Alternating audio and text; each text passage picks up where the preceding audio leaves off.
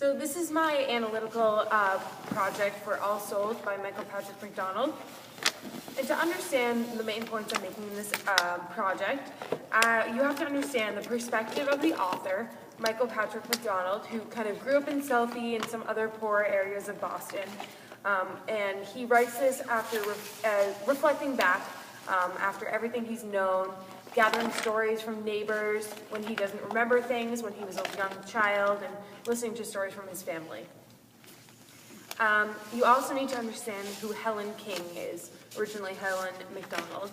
And she is Ma in the story, and she's Michael Patrick's mother, and she has 11 children, has been with many men, and there's something important about that, that is that she was divorced from her husband who had most of her children, and so now she's not allowed in the Catholic Church, but she's still devoutly Catholic and prays outside of church. And later in the story, religion plays a big role in her dealing with the deaths of her children. And Ma was always trying to save someone from the gutter. That's literally where she found some of her boyfriends. That's a quote from the book that is really descriptive of her personality. Also, you have to understand Southie pride and Southie code. Southie pride is the idea that this is the best neighborhood in the world, and the insiders are protected, but the outsiders are hated. And Southie code is that everyone stays silent to protect the others, and everyone hates the police. So my thesis is that in his memoir, All Souls, Michael Patrick McDonald conveys the harms and benefits of Southie pride culture through his characterization of Ma, who is strengthened by community support but broken by the death that surrounds her and her family. The first thing that kind of describes this is this quote, which is after the Dedham Irish Field Day, where all the families that are Irish in the greater Boston area go, and they look forward to it all year. The McDonalds go every year, their grandparents go, and it's to support children in Africa. And the quote is that Ma hurried through the crowds to the side of the stage, hollered up at the MC, pointing to the accordion over her shoulder to let him know that she'd be next to entertain.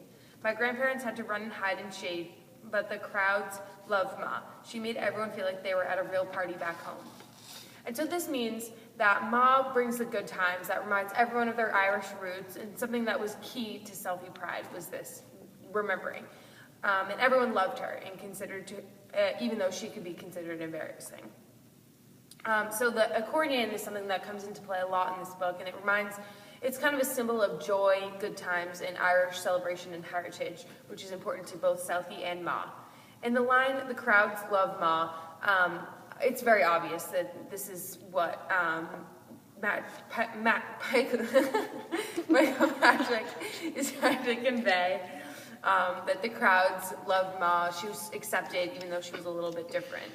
And to get into the characterization of Ma, Michael Patrick explains her as hollering to the MC and always trying to entertain because she's vibrant, fun-loving, and proudly Irish, which is perfect with the Southie stereotype. And she made everyone feel like there was a real party back home, again, touching upon the fact that she had a powerful personality that reminded everyone of their Irish roots. And this is before they moved to Southie, but it's still the same Irish culture.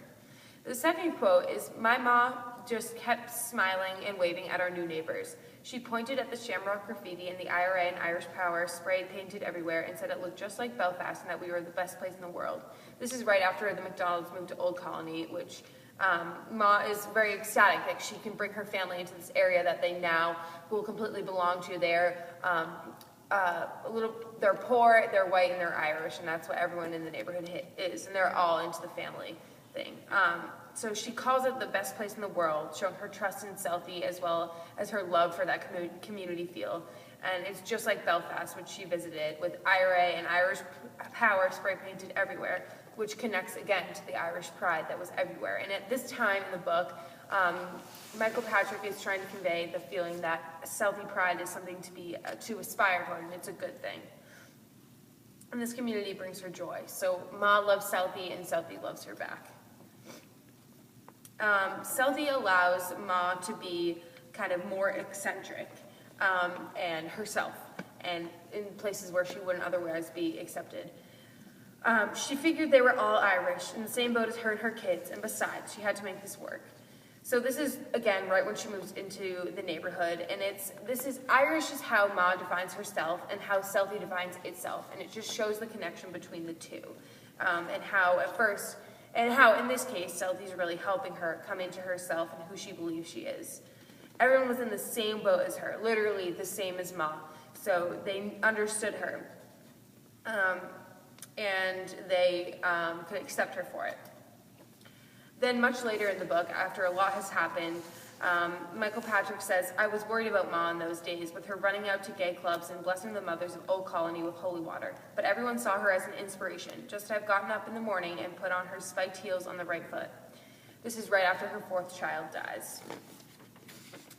And so Ma is trying to express that Southie brings the horrors of death and violence, but her personality can persevere through. Michael Patrick's trying to express that.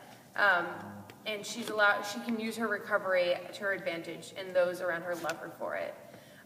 Using the phrase spiked heels instead of shoes really shows her eccentric personality and how crazy she is, but still everyone saw her as an inspiration, that she got up every morning. And it's interesting because Michael Patrick can see that this is something to worry about for Ma, but everyone else sees it as an inspiration while they're still going through this. And so the things that would make her an outcast in a different society make her very accepted and loved in this one. When Michael Patrick returns after spending some time in New York City, he sees his little brothers running around and having a great time. He feels really nostalgic. So he says, "Jesus, this is the greatest place to grow up, I thought. I was jealous of the little kids having the time of their lives. But Ma started to worry about what would happen when the little kids became teenagers and all that Southie stuff about sticking together would backfire."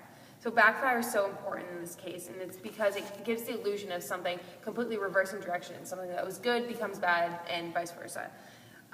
And the Southie stuff about sticking together, that's really just Southie pride and Southie code. And he was jealous of the little kids while Ma was starting to worry. So he was kind of reminiscing on the good times, but Ma was still living in the bad times in Southie, so she understood where this was going. And again, later in the book, in absolute defeat, Ma replied that she'd need it for Kevin's funeral. Lena panicked and Ma explained she had a dream, more like a vision, she said, of Kevin hanging. She was just accepting he was next.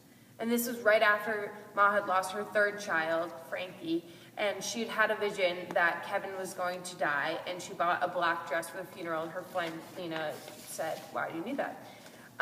And so at this point, you can see how numb Ma is to the death and violence that surrounds Southie.